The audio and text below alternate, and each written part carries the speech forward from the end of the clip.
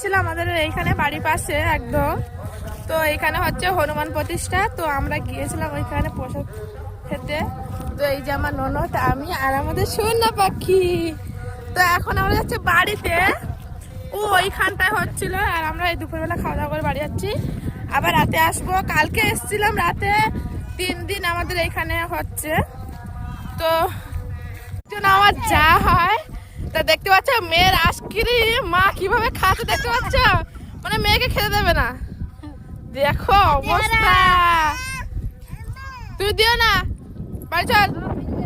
তো ও এইখানে আমাদের বাড়ি, আর এই হচ্ছিল এইখানে। তো আমরা এখন বাড়িতে যাচ্ছি, আর এদের পাগলামি দেখো রাস্তার মধ্যখানে। ওইখানে দুজন বসে আছে, আমরা এই যে যাচ্ছি। ও ইয়েস, তো দেখতে পাচ্ছ, আর আমরা এই যে বাড়িতে যাচ্ছি।